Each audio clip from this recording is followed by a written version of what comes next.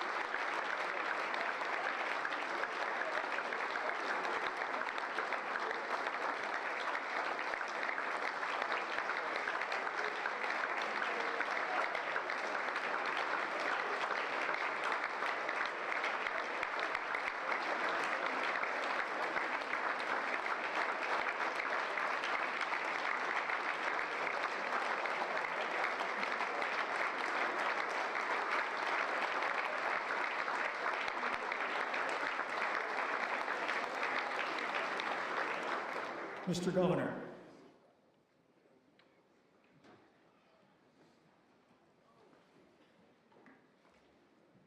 Well, Speaker Madigan, President Cullerton, Leader Durkin, Leader Brady, Lieutenant Governor Stratton, Attorney General Raoul, Secretary White, Comptroller Mendoza, Treasurer Frericks, members of the General Assembly, honored guests, and citizens, and the extraordinary First Lady of Illinois, my wife, MK.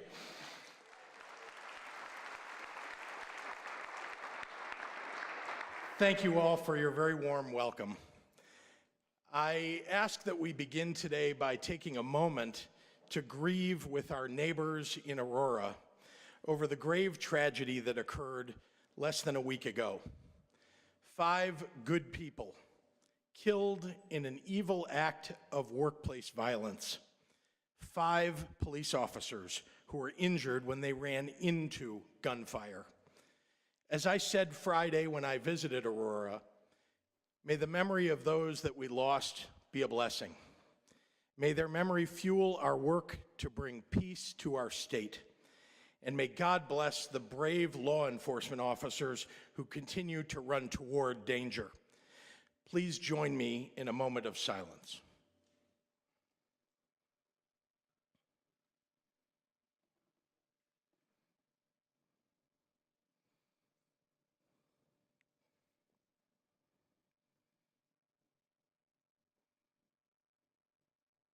Thank you. Every one of us who serves in public office becomes a student of history. So few people have held these jobs. We must allow the experiences of those who came before us to help shape what lies ahead. Every year, the Governor of Illinois is required to provide the General Assembly with a proposed budget and an update on the condition of our state. It's a tradition in true keeping with our democracy and a task that requires humble honesty and some bold optimism. Today, I offer that proposal and report with an eye toward our shared history and our hopes for the future. Illinois' 200-year history is a web of recurring challenges, the same themes recycling with each new decade. Indeed, when reviewing past reports to the General Assembly by previous governors, the same problems are raised over and over again. There's not enough money to address social ills, not enough jobs to employ people, not enough resources to adequately maintain and build our infrastructure, and not enough attention to the plight of working families. It may not surprise you to learn that these problems existed in 1819. They existed in 1919, and they exist today in 2019. History can be a cruel exercise in pessimism if you narrow your gaze. But if you widen your vision just a little bit, you will see that the recurring reports from the past have been occasionally dotted with unapologetic optimists who focused on tackling old problems with new ideas and new vigor, reducing the burden for each generation along the way. One of those unapologetic optimists was Governor Henry Horner, who took office in 1933. It puts the current day in honest perspective to think about the challenges that Horner faced. The Great Depression had just begun. Nearly half of Illinois' workforce was unemployed. Hungry workers were marching on Springfield. Teachers had not received a paycheck in nearly a year. Labor disputes were ending in bloodshed. Banks were shuttering. And to add to it all, floods were sweeping across big swaths of our state. Nevertheless, with the daunting nature of the state's condition, Horner approached his job with optimism, with wit, and with a dogged work ethic. In a speech soon after he took office, he said, "We have got to hurdle a few more obstacles before we're on the broad highway of return to normal conditions. However, the road is clearly in sight." Today, that is where we find ourselves again. The road to normal conditions is in sight. However, to get there, we must begin with an honest accounting of the struggles of the last few years and the challenges left behind. Illinois is faced with a $3.2 billion budget deficit and a $15 billion debt from unpaid bills. Last year alone, the state paid out more than $700 million in late payment penalties. That's enough to cover a free four-year university tuition for more than 12,000 students. We're dealing with a fundamental structural deficit that has existed for quite some time and spanned the administrations of several governors. And it won't be solved until we rethink our spending priorities and some basic revenue issues facing the state. During a time of unprecedented economic growth across the country, we lost 4 valuable years because of an ideological battle. That stops now.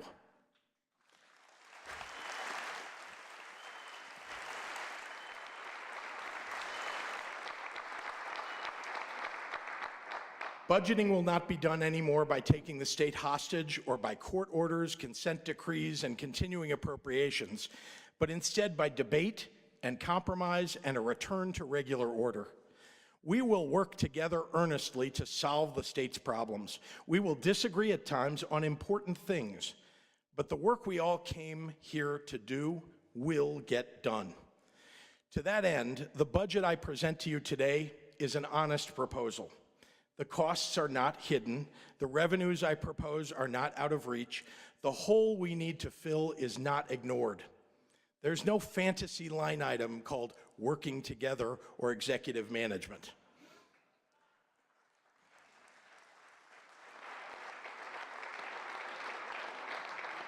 Instead, this budget proposal reflects some of my most deeply held values and the hopes of voters who sent us here, but tempered by the knowledge that we must hold the line on spending in the context of the revenue available and the diminished condition of our state government. Undoubtedly, all of you will bring your own priorities, ideas, and concerns to the budget process. I welcome that conversation. That's as it should be. We are all here, Democrats and Republicans, with the common desire to serve the people of our state well. And we do that better when we talk to each other and, more importantly, listen to each other.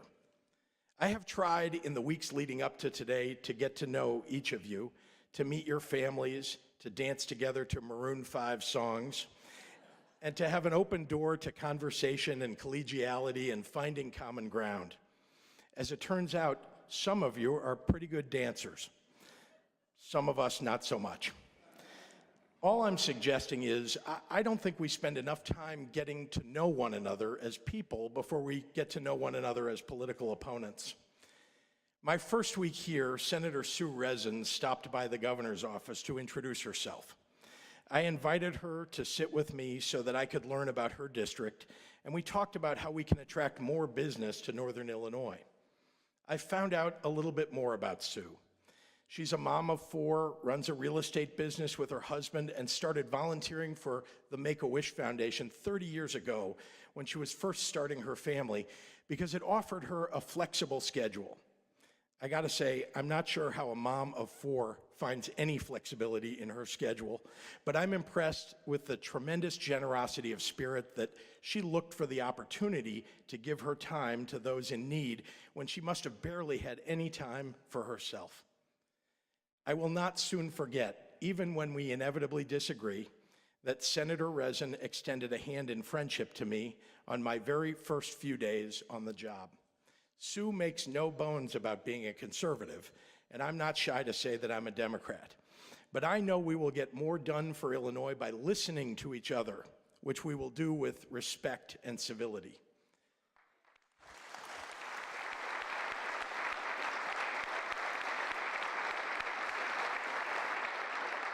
It is with the knowledge that people with true generosity of spirit occupy both sides of the aisle here in Springfield that I set out on the task of providing a new direction for our state.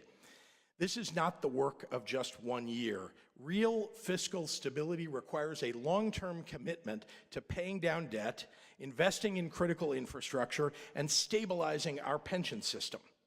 It also requires a recognition that to lower costs and increase revenue over the long term, we must make investments in education, in livable wages, innovative human service programs, and job training. We must stop slashing programs that build future prosperity. If we cut skills training and college affordability, we curb near-term economic growth. We lower our prospects for future revenue, and we drive businesses away. If we don't fund inexpensive gun violence prevention programs, we will see more tragedy and higher public safety expenditures. If we don't have strong social service programs that assist families dealing with a loved one's mental health crisis, then we increase a family's suffering and increase the potential future financial burden on the state. In the past, it has been the practice of too many politicians to be short-sighted about slashing costs and then to bemoan the state of the state when those cuts have long-term consequences on our economy. So let's not hollow out vital government services anymore.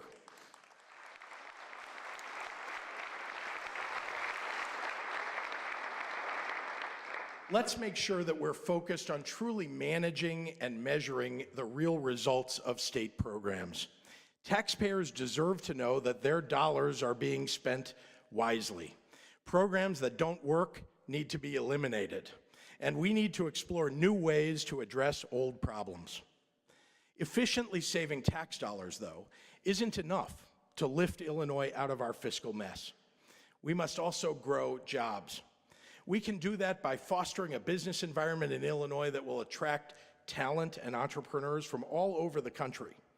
We need to continue to grow our position as a top-tier startup and technology ecosystem, and we're doing that in this budget with new investments and by reprioritizing dollars within the departments of our state government.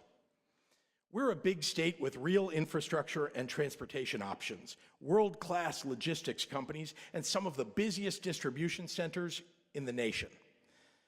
We must be prepared to make a big investment in our transportation and infrastructure with the passage of a capital bill that will be introduced in this legislative session.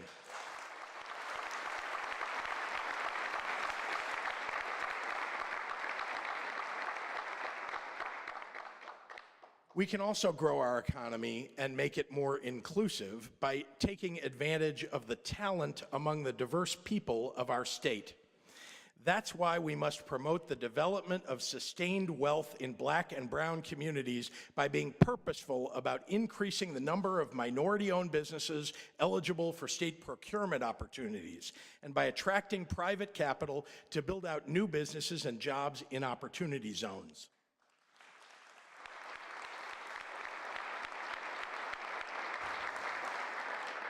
And I want downstate Republicans and Democrats to work together with me on a downstate revitalization plan to encourage the creation of new businesses and jobs and foster the growth of existing ones in struggling communities so they can thrive.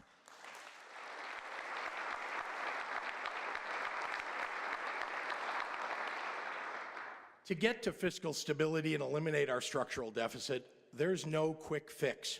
It took decades to get us into this mess. It will take at least several years to get us out of it. We must therefore embrace a multi-year approach with fair principles and smart investments in our people. Our state does well when our people do well. I want to be clear about this. This fiscal year 2020 budget is balanced, but that's not enough. This is only year one of a multi-year endeavor. And very importantly, it's built on the state's current regressive tax structure that I do not favor, and that puts the greatest burden on working families. Not only is our tax system unfair, it's also inadequate to solve our long-term financial challenges. It's time for a change.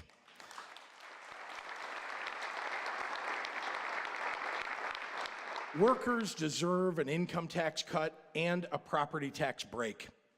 A fair tax system will allow us to eliminate the structural deficit that has plagued our state for nearly 2 decades. There's unanimous agreement in this room that if we want to solve our state's fiscal woes, we cannot continue on the path that we're on. There's a structural deficit today of over $3 billion per year that, if left unaddressed, will continue to grow. There's a backlog of unpaid bills and debts associated with it that exceeds $15 billion. In addition, there's a built-in multi-billion-dollar deficit of funding for schools and universities and human services that most families rely upon. For the sake of argument, though, let's agree that there's at least a need to address the structural deficit with enough to pay off the backlog over several years. We're talking about billions of dollars each year to fill the hole in our future budgets. There are, in essence, 3 alternative options for fixing this problem. First, we could choose only to cut state government spending and raise no revenue. To do that, we have to recognize that out of this year's $39 billion budget, approximately $20 billion is required payments on our debt, on our pensions, on our court-ordered obligations, or federally protected programs. That leaves approximately $19 billion. That's the money that we spend educating our children, running our colleges and universities, keeping our streets safe, preserving our natural resources, getting people to and from work efficiently, and caring for our veterans. We'll call that discretionary spending. To balance the budget by simply cutting government, we would have to reduce discretionary spending on all these direct services that our jobs, families, and businesses rely on by approximately 15%. That's 15% fewer state police, 15% fewer students going to college, 15% fewer working parents receiving child care assistance, and 15% less money for your local schools, which likely also means that local property taxes will increase. I should point out that this option was tried in the prior administration, and it failed, because nearly no one thinks it's a good idea to force our most talented kids to leave the state by diminishing Illinois' colleges and universities, drive families away by defunding local schools, make our communities less safe by reducing public safety, and increase poverty by cutting badly needed human services. Our second option is to raise revenue with our current regressive flat income tax system and impose more flat taxes, which fall disproportionately on the working poor and the middle class. This option could require imposing sales taxes on services, implementing a retirement tax, or raising the income tax overall by around 20%, or all of the above. For a family earning $100,000, that means paying almost $1,000 more in income taxes. And their property taxes will continue their upward march as they always have. Our third option is to reject imposing additional income, retirement, and sales taxes on the middle class and instead enact a fair income tax. This would lift some of the tax burden off of middle-income earners and instead ask the wealthiest to pay a little bit more. Just for clarity, fair tax is what 3/4 of states with income taxes have. We can accomplish this in Illinois with a more competitive rate structure than Wisconsin and Iowa, both of which are outpacing Illinois in job creation and economic growth. We can also implement a fair tax system that lowers our metropolitan competitors, that is lower than our metropolitan competitors on the East and West coasts. Make no bones about it, I choose to stand up for working families and will lead the charge to finally enact a fair tax system in Illinois.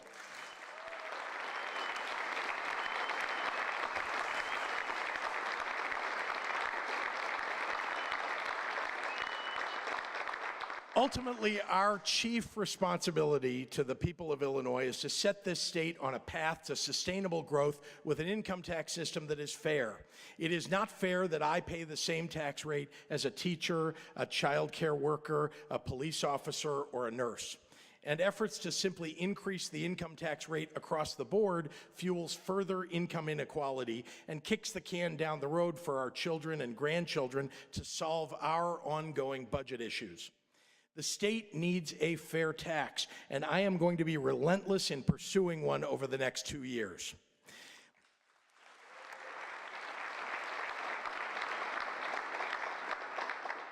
My office intends to immediately begin negotiations over fair tax rates with leaders from the House and the Senate. Conversations and debate about rate structures and how much revenue we need to raise are appropriate. I expect different opinions and viewpoints over the best way to achieve an equitable tax system, and I sincerely welcome that conversation. I've already asked a few legislators who oppose the fair tax to offer their best ideas to improve it, and I'm confident that they will come to the table in good faith. What is not appropriate is a small collection of the wealthiest people thinking that they should drown out millions of lower and middle income Illinoisans unfairly burdened by the current flat tax system. Now, I understand that I'm an unlikely proponent for this much needed change, but perhaps the fact that the heaviest burdens would fall on taxpayers like myself under a new fair tax system will convince many of you that I'm proposing this path forward because I truly believe this is what is best for Illinois. To fix our state's problems, we need fundamental tax reform. There's no hiding from it, there's no running from it, there's no lying about it. I choose a fair tax system to get us out of this mess.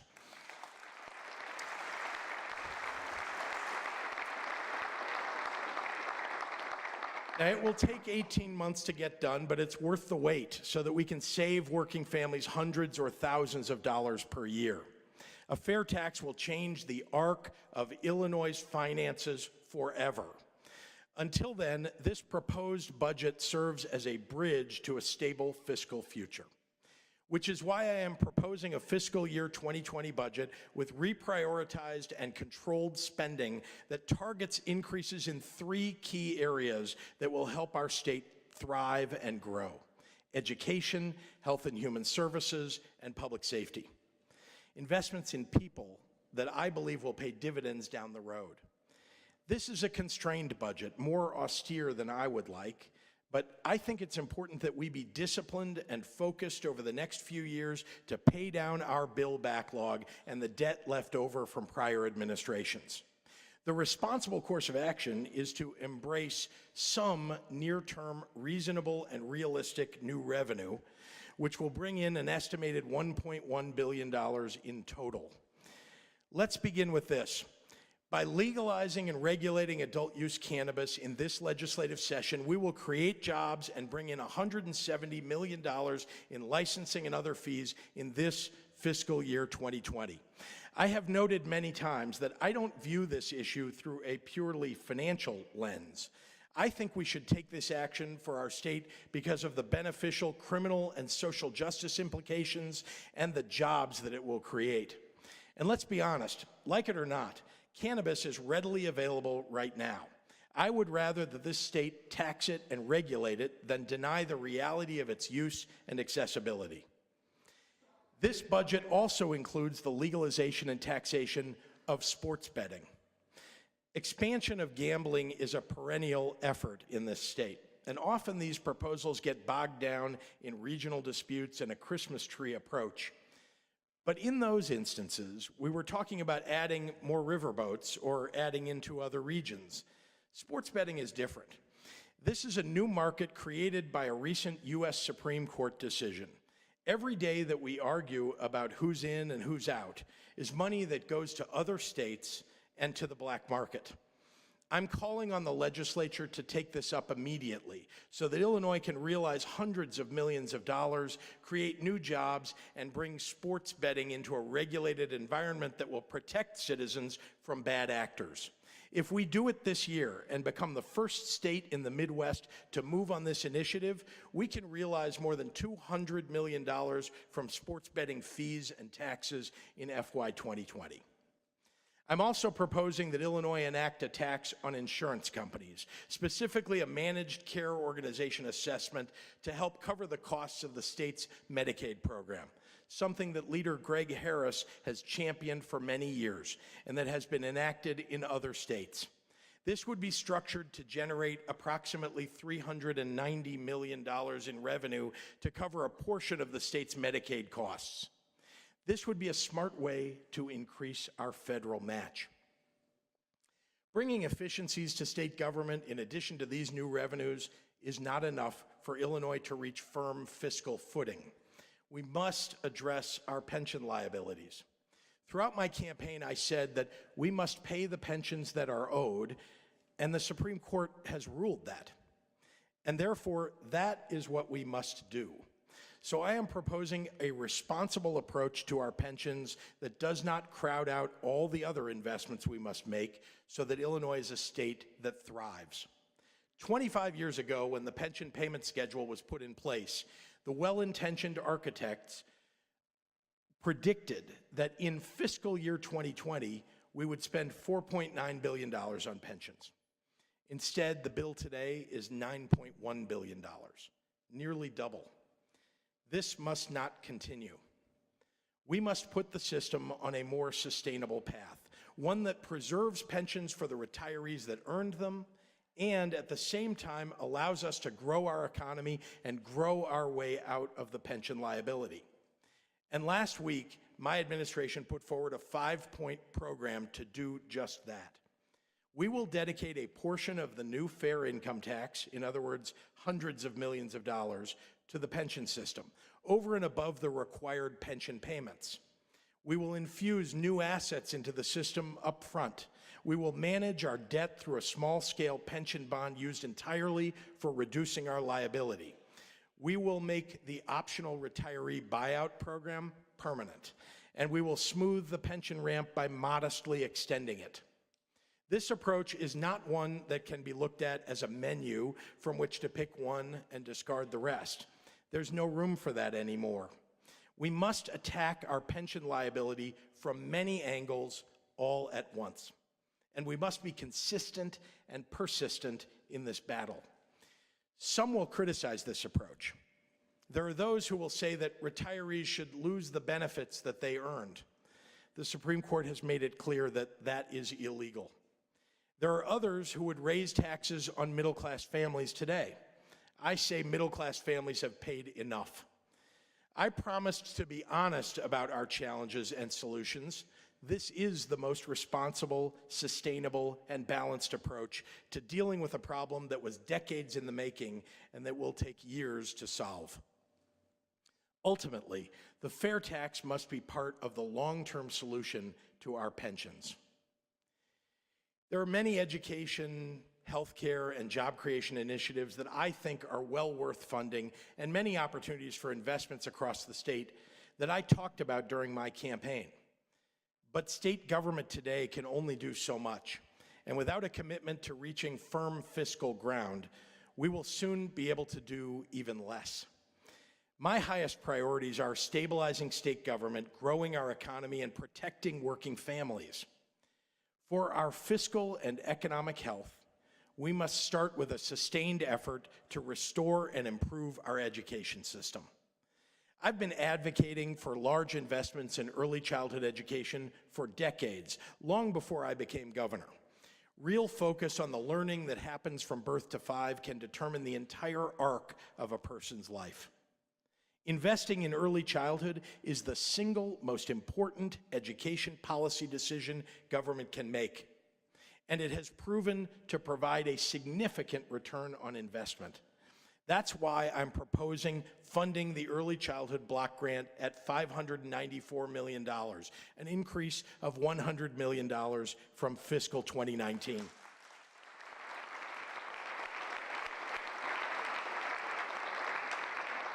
It will allow us to begin the march toward universal preschool so that every child in Illinois will have a real opportunity to succeed. I've also focused on reversing the damage done to higher education by the budget impasse. College affordability is a paramount investment in near-term economic growth for our state. So I've proposed a 5% increase for public universities and community colleges, as well as an increase in the monetary award program by $50 million to help more than 15,000 more low and moderate income students attend college next year.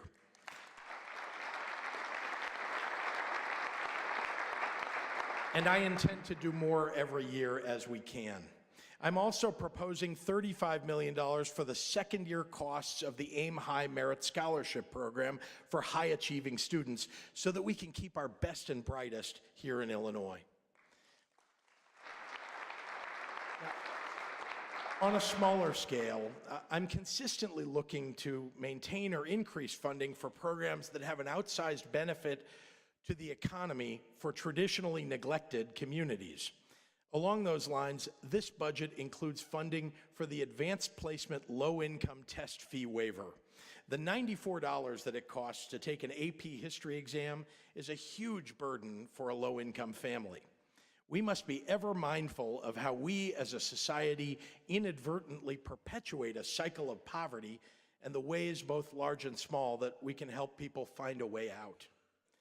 In my inaugural address, I said that I would not balance the budget on the backs of the starving, the sick, and the suffering.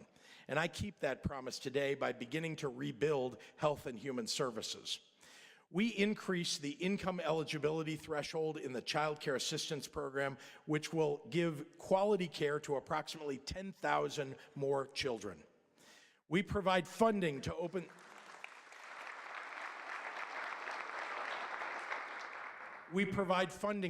the new 200-bed Chicago Veterans Home, long delayed by the budget impasse.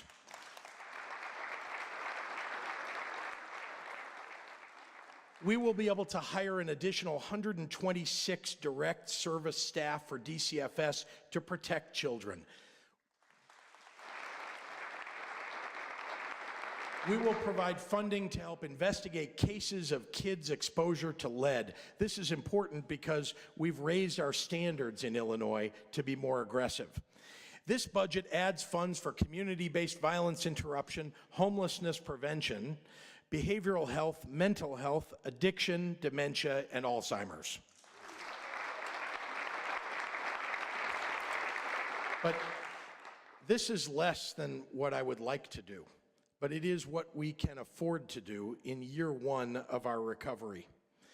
As another part of my plan to strengthen working families, we're giving 1.4 million Illinoisans a raise. Our country is engaged in a serious conversation about income inequality right now. I think that's long overdue. There was a time where we operated with a general philosophy that workers should be able to afford the goods and services that they help produce. That's not some outdated notion. That's fundamentally American. Many of you asked me why I made passing a $15 minimum wage an immediate priority given all the challenges that our state faces right now. The current minimum wage is $8.25 an hour, which means even if you're working full-time every week out of the year, you're making $17,000 a year. You can't send your kids to college on $17,000 a year. You can't afford a single health emergency or pay for any of the things that might prevent a health emergency. You can't sustain childcare on $17,000 a year, and you can't save for retirement. A flat tire or a worn car battery is a genuine fiscal emergency that might also threaten your job. And one paycheck is often the only firewall against homelessness. The current minimum wage is a lifetime sentence to poverty. Whether you live in Chicago or Cairo, I find that unacceptable. And I worked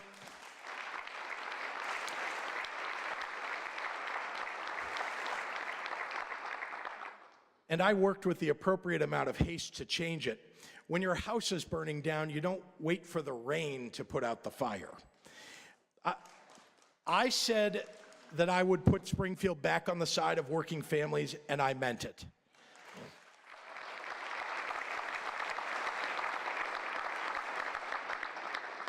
Finally, we will do more to keep our neighbors safe in the state of Illinois.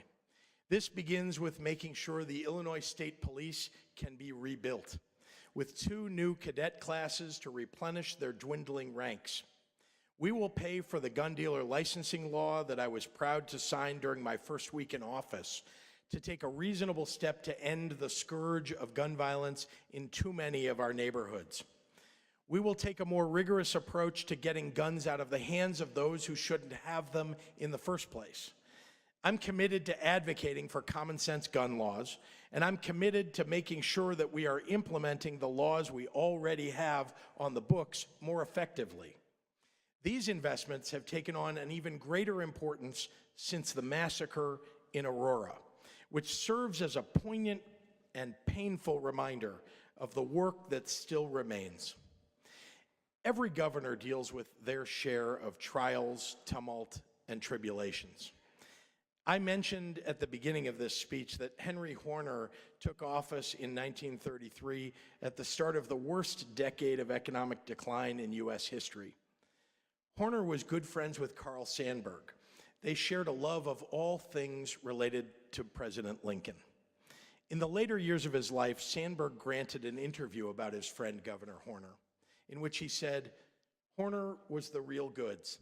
He got to high places without selling his soul." Indeed, despite all the economic troubles the state faced during the Great Depression, Horner still managed to increase school funding, institute unemployment insurance and pensions for older Illinoisans, create building programs for state institutions, and improve public health services. He understood that prosperity doesn't trickle down, it trickles up. When we lift up those who have the least, our boats all rise together.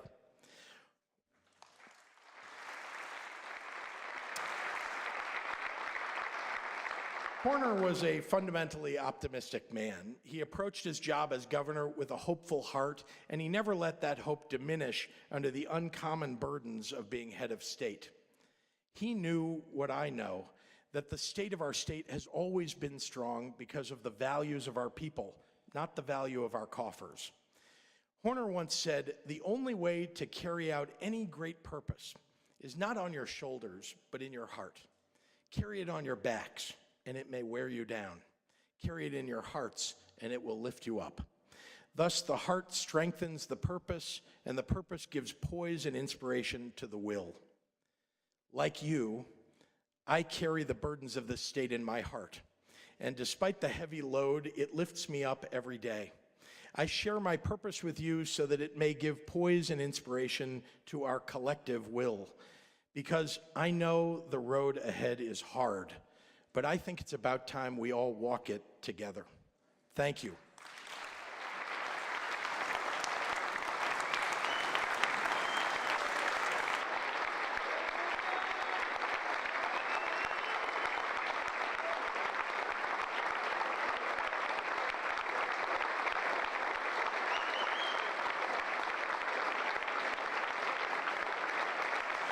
Will the Committee of Escort please come forward to escort the governor from the chamber? The President of the Senate is recognized for a motion. Thank you, Mr. Speaker. I move that the joint session do now arise. The President of the Senate has moved that the joint session do now arise. Those in favor say aye. Those opposed say no. The ayes have it, and the joint session will now arise. The regular session will come to order.